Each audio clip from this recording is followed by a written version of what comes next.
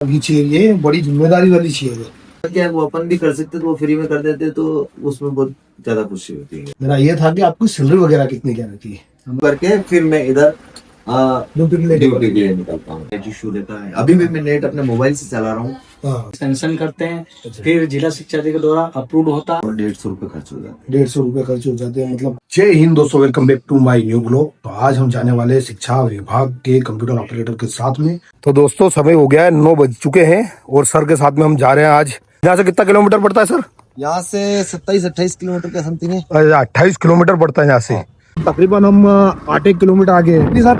जी sir, अभी 8-9 kilometre आ गए। 8-9 kilometre आगे है दोस्तों। तो हम गेटा में पहुंच चुके हैं। धर्मेंद्र भाइया जी थे, जस्ट चंबल नदी के किनारे इनका शहीद स्मारक है। पहुंच चुके हैं हम स्कूल में और गेट खुल गया है और इनके ऑफिस में हमारा प्रवेश हो चुका है। पर वो सर की चाहिए, बड़ी जिम्मेदारी वाली चाहिए। तो सर का पहले परिचय ले लेते हैं। मेरा नाम राकेश बैरागी है, डाटा एंट्री ऑपरेटर में। अच्छा आउटसोर्स है। अच्छा, आउटसोर्स है। तो हाँ। कितने साल हो गए सर? सर मैं 5 सितंबर 2019 में मेरी ज्वाइनिंग हुई थी। तो अपन तो मैं 9 बजे मिला आपसे। जी तो आप मॉर्निंग से बताइए। सर, मैं सुबह 6 बजे उठता हूँ लगभग, अच्छा और उठने के बाद जो दैनिक कार्य रहते हैं हाँ। वो करने के बाद में फिर खाना वाना खा के मैं नहा के फिर बच्चों को स्कूल छोड़ता हूँ मैं। अच्छा, फिर स्कूल बच्चों हाँ, को छोड़ने जाते ड्रॉप फिर कर, आप हाँ उनको बच्चों को ड्रॉप करके फिर मैं इधर ड्यूटी ड्यूटी के लिए निकलता हूँ। अच्छा, तो मैं पूछ रहा जैसे कि आप कंप्यूटर ऑपरेटर के जी। नाम से आपकी डिपार्टमेंट में ज्वाइनिंग हो रखी है, जी तो आप सारा डाटा ऑनलाइन ही रहता है पोर्टल पे या कुछ डॉक्यूमेंट की प्रोसेस भी होती है? नहीं, पहले क्या रहता था कि आज से 10-15 साल पहले कुछ ऑफलाइन भी रहता था। अच्छा हालांकि ऑफलाइन अभी भी थोड़ा बहुत रहता है, जैसे स्कॉलर रजिस्टर रहता है तो उसमें अपन ऑफलाइन आज भी उसमें एंट्री होती है। अच्छा, पर अधिकतर 99% सारा ऑनलाइन हो गया। सारा ऑनलाइन हो गया, टीचरों से लगा के, बच्चों से लगा के, स्कॉलरशिप, बहुत सारे काम होते हैं शिक्षा विभाग में। और मेरे को बहुत सारे कामों की जिम्मेदारी है, टीचरों से लगा के बच्चों की अपने स्कॉलरशिप आधार। और ये संकुल है। अच्छा ये संकुल है।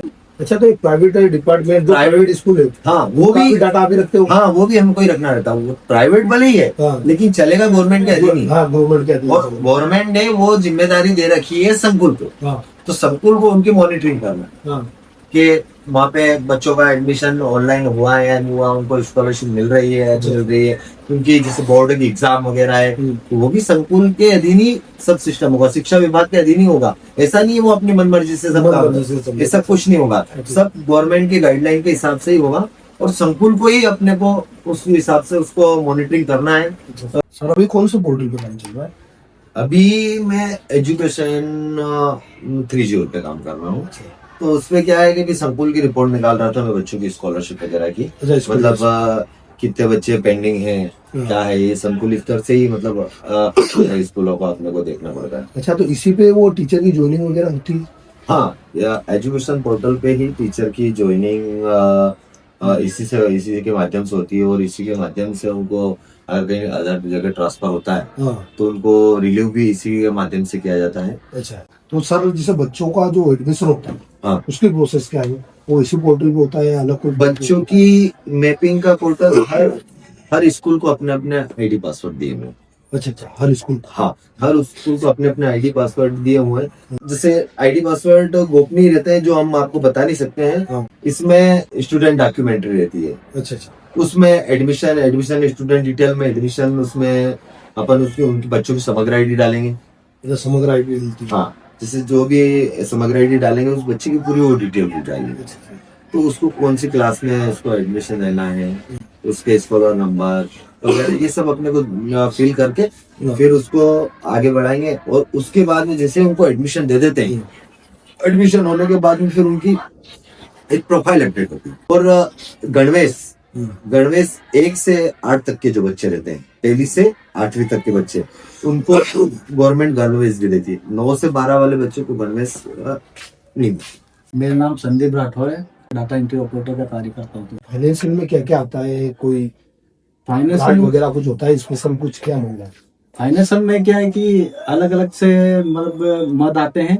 उसमें ग्रांड स्कूल ग्रांड में आता है, उसमें स्पोर्ट्स के आते हैं, लाइब्रेरी के आते हैं, उसमें जो भी मरम्मत के अलग से आते हैं। इनमें जो भी पेमेंट होता है वो सब ऑनलाइन द्वारा होता है, राज्य शिक्षा केंद्र द्वारा होता है। अब अभी कौन से पोर्टल पे काम चल रहा है आपका? Madhya Pradesh tribal affairs SC और ST का स्कॉलरशिप MP टास्क बोलते हैं इसको।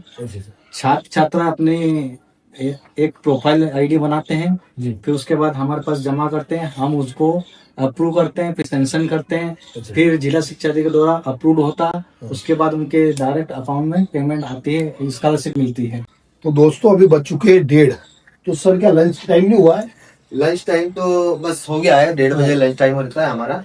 पर थोड़ा सा काम था अभी, 2-4-5 मिनट का और भी। अच्छा। उसके बाद में क्योंकि काम की अनिवार्यता को देखते हुए थोड़ा बहुत 5-10 मिनट ऊपर नीचे। हाँ वही तो मैं बोल रहा हूँ, सुबह से जब से 10 बजे से आए हैं तब से काम पे लगे हुए हो। पानी वो है बोतल में, उसी से पी के ना काम चल रहा है आपका, अभी तक उठे नहीं उसी से? हाँ, सीट से अभी तक वो ऑपरेटिंग का काम ही ऐसा है, क्योंकि वो काम लगातार मतलब दिन भर चलता ही रहता है। जब से आते हैं तो शाम तक वही प्रोसेस चलती रहती है। तो दोस्तों स्कूल से तकरीबन 500 मीटर की दूरी पर हम आ गए हैं।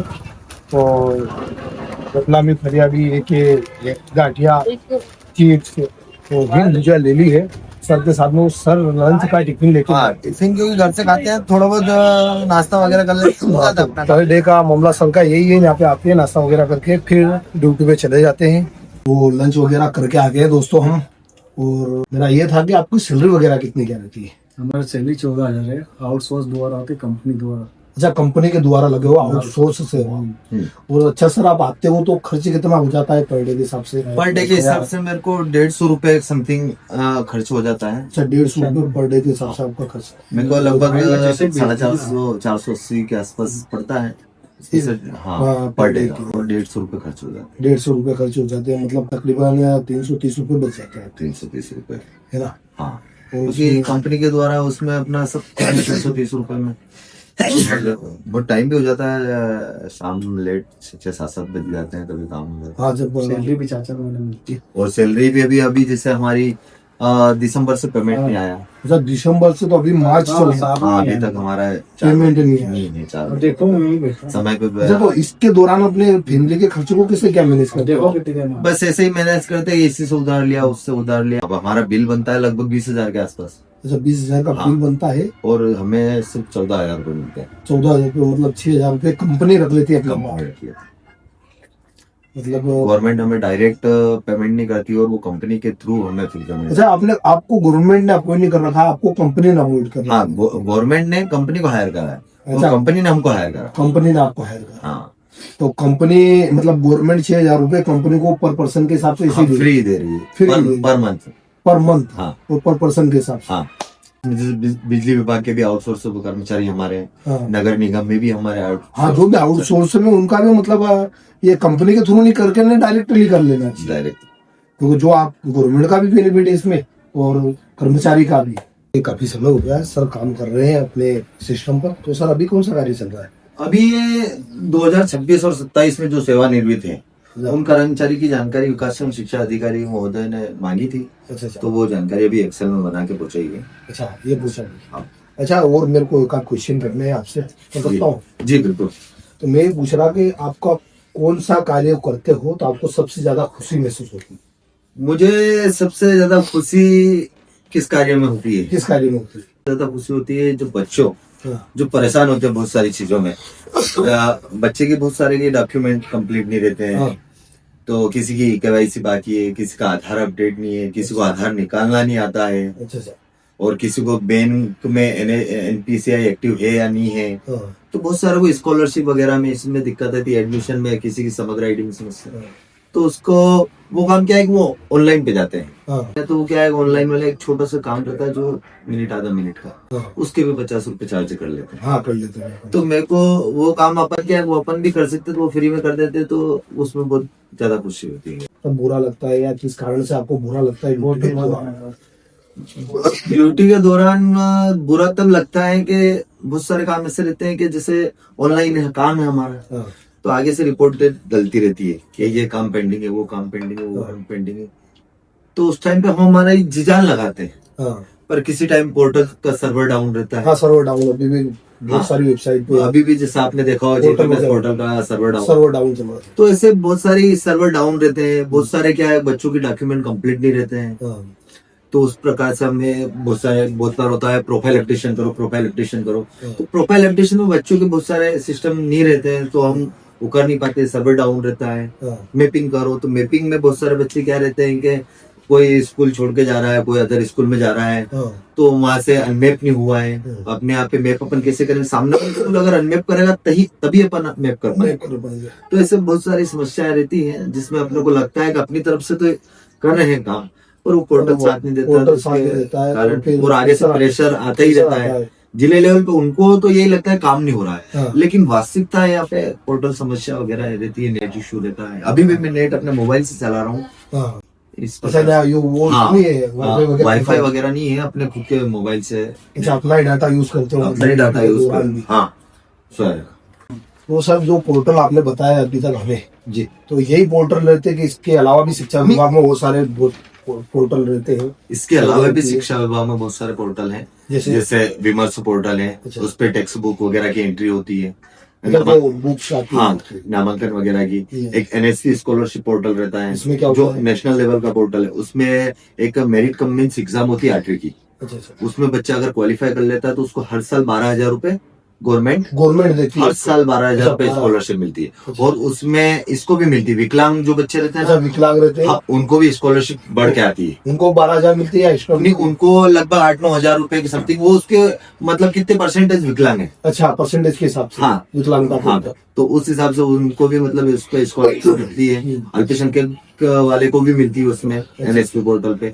और एक RSK पोर्टल रहता है। RSK पोर्टल चलता है 20 से 8वीं तक, 8वीं तक। RSK पोर्टल चलता है। और 9 से 12 मतलब 9वीं से 12वीं RMS पोर्टल चलता है। अच्छा, वो हाँ, हाँ, दोनों है एक ही में, पर वो दोनों अलग अलग डिवाइड कर दिया, मतलब काम हाँ। सही तरीके से बता दिया। और एक यूडाइस पोर्टल में अभी डिजिटल अपना आई कार्ड बन रहा है उसमें, जिसमें अपर आईडी बन रही है बच्चों को। यूडाइस वो नेशनल लेवल का पोर्टल, वो ऑल इंडिया में चलता है। अच्छा। तो उसमें अपर आईडी अभी बहुत अनिवार्यता होने वाली नेक्स्ट सत्र में। हाँ। ऐसे बहुत सारे पोर्टल हैं। अच्छा, जिन पे बहुत कार्य सारे होता पोर्टल है। हैं। GFMS पोर्टल है, जिसमें अतिथि की ज्वाइनिंग, रिलीविंग, अच्छा, उसमें होता है। उनके अनुभव प्रमाण पत्र उनके, ये अगर वो अतिथि से अगर अप्लाई करते हैं हाँ। गवर्नमेंट जॉब के लिए, टीचर के लिए, हाँ। तो उनको अनुभव प्रमाण पत्र 3 साल और या तो 200 दिवस या 3 साल मतलब होना तो चाहिए। उसका कुछ बेनिफिट मिलता है उसको? हाँ, उनको मिलता है ना, उससे वो GFMS पोर्टल पे ही होता है। अच्छा, और उनकी ज्वाइनिंग और रिलीविंग भी उसी पे होती है। मतलब बहुत सारा काम रहता है। हाँ, बहुत सारा काम है। बहुत सारी पोर्टल और वेबसाइट वगैरह पे आपका काम चलता है। क्योंकि आजकल सभी काम ऑनलाइन, हाँ सारे काम ऑनलाइन, सारे काम ऑनलाइन, सभी ऑनलाइन से होता है, और वो ऑनलाइन संबंधित कार्य हमें और ऐसा नहीं कि डॉक्यूमेंट प्रोसेस आज भी चल रही है, वो डॉक्यूमेंट के मतलब कुछ प्राइवेसी के कारण बता नहीं सकते हम। हाँ।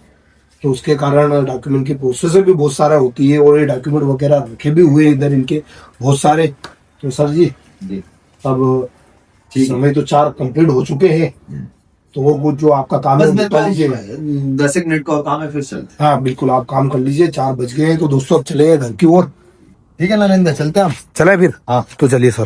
कौन सा गाँव है सर ये? ये महुड़ी है नरेंद्र भैया। हाँ जी। किसानों को कुछ अलग भी करना चाहिए, हाँ क्योंकि उससे एक्स्ट्रा इनकम, जैसे ये यहाँ पे पपीते की बागानी लगी हुई है। जो बड़े किसान है, जैसे 2 हेक्टर या 3 हेक्टर भूमि वाले, हाँ। उनको 1 आधी एकड़ की बागानी लगानी चाहिए। बागानी लगानी चाहिए। हाँ, सही बात। उससे क्या है कि एक्स्ट्रा इनकम हो जाती है। हाँ। और अगर प्रॉफिट होता है तो एक्स्ट्रा प्रॉफिट मिल जाता है। अगर फसल का जैसे कोई नुकसान हो जाए, कार वगैरह, ये ओलावृष्टि वगैरह से जो होता है, उससे बेनिफिट मिलता है। तो बागानी जरूर लगानी चाहिए, एक आधी एकड़। बागानी बहुत वीडियो अच्छा लगे तो लाइक, कमेंट और सब्सक्राइब करना ना भूले। Thank you for watching. मिलते हैं नेक्स्ट डे नेक्स्ट ब्लॉग में नई किसी जिंदगी के साथ में। Thanks for watching.